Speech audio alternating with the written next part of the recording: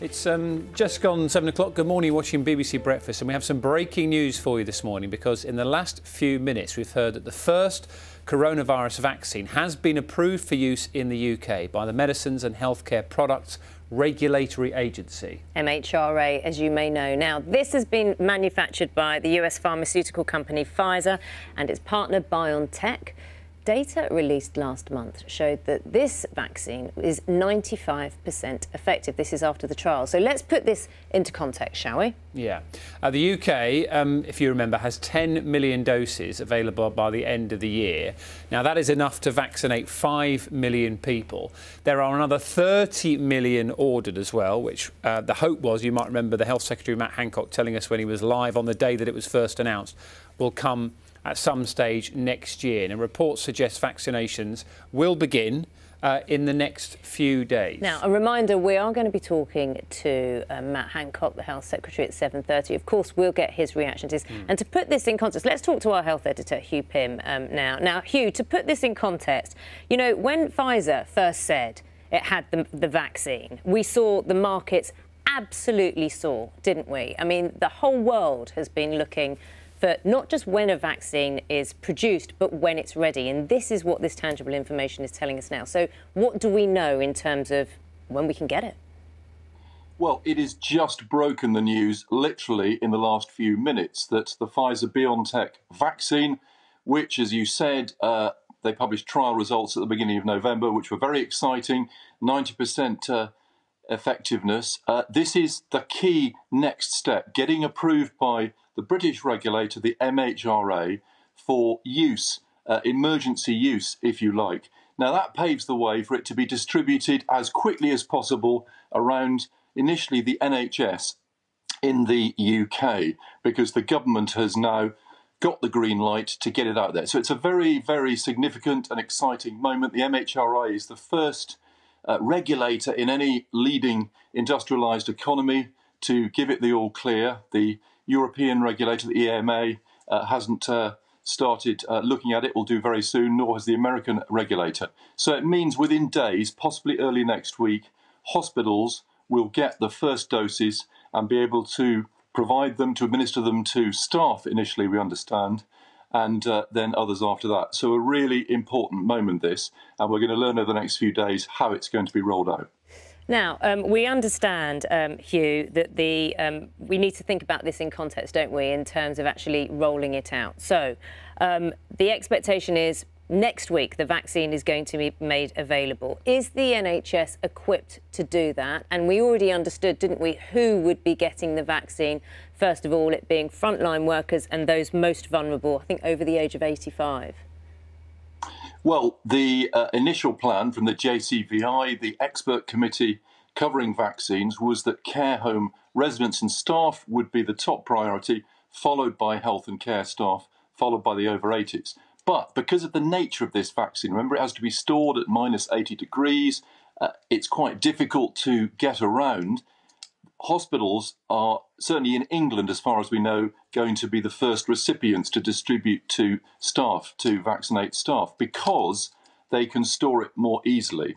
Now, we wait to hear more details of that, but hospitals have been told to be ready. They've been preparing for the last few weeks, getting ready to receive doses, and it could actually be early next week. But we'll need to wait to hear from the government about how they deal with this priority order. Remember that the AstraZeneca-Oxford vaccine is the one where far more doses have been ordered by the UK government. It seems likely that is going to be more appropriate for GP hubs and other vaccination hubs covering the at-risk groups that I've just said, and that is still going through the approval process. But as I say, we await to hear more details, but it seems to be a really important moment, paving the way for a green light for this to be put out there next week, and the first British people to receive the vaccine. Do we have an idea of the numbers of vaccines that we'll be getting, Hugh? Well, it seems, I mean, there was 10 million doses ordered from Pfizer, a certain amount before Christmas, but we're not sure. It's manufactured in Belgium, so it'll have to be transported over here. That could take a few days.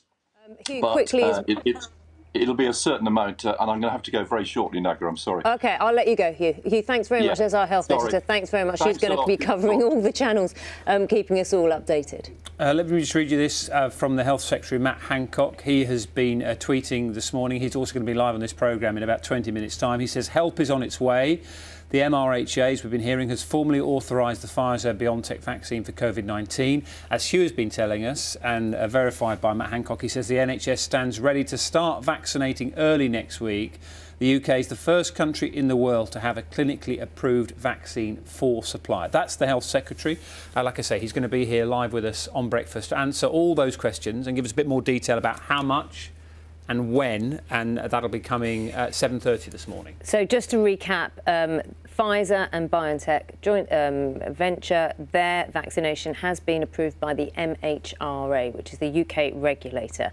We're expecting, we know that a total of 40 million doses have been ordered by the UK. We're waiting to get the exact numbers as to how many will be delivered or will arrive. Hugh Pym, our health editor, made very clear as well the point that this needs to be stored at -80 degrees. So we need to talk about the infrastructure, whether the hospitals and GP surgeries have that infrastructure, and also to get some clarification as to exactly who will be vaccinated first. The expectation is that next week people could begin being vaccinated. Actually, we've just been told by NHS England, Breakfast has had it confirmed that it will happen next week. So they're ready to go next week with that vaccination from Pfizer and Biontech. That is the main news of the day. Let's get a bit more detail from our political correspondent, Ian Watson, who joins us live from Westminster. Ian, it's one of those times where there's lots of stories around at the moment, but this is the one that's going to dominate the headlines, isn't it? It is going to dominate the headlines. People have been waiting for a game changer for a long time. And now that we have at least one vaccination being authorised for use, then the hope is, of course, that others will be approved soon afterwards. Certainly, as far as Pfizer is concerned, the government's ordered 40 million doses of this. They've said themselves it will take a while to roll out, but they always had hoped to try to get vaccinations started before the end of the year. We now know they will be started next week. 40 million doses represents 20 million people in total, because people need doses a couple of weeks apart. So again, it will take time to build up its effectiveness. Given that that is the case, though, I think it's important politically as well as medically, because we saw the restlessness in the House of Commons amongst Boris Johnson's own MPs yesterday. Some people saying we may have to live with this virus for a long time, and quite frankly, you know, the economy, the hospitality industry and so on simply cannot sustain that unless the government rethinks its restrictions. The government will now be able to say, look, for goodness sake, hang on, be patient. As Boris Johnson says time and again, the cavalry is on its way in the form of a vaccine. So you would hope that people would say, actually, let's put up with perhaps further restrictions, more restrictions than we would like in the short term, as long as we can see an escape route from the virus beyond that. And this is, I think, at least the hatch has been opened, if you like. One of the vaccines, of course, has been approved for use. But I think, as Hugh Pym, our health editor, was saying, though, reminding us, this vaccine has to be stored at something like -80 degrees. So the Oxford vaccine, the AstraZeneca vaccine, is something which could be stored in the fridge. So it could get out and around to people. We've got many more doses of that on order. If it gets approved, then perhaps that would be the game changer we want. But certainly, if people are looking for light at the end of the tunnel, then a big, gigantic, shining torch has appeared in the form of the approval of the AstraZeneca, of the Pfizer vaccine.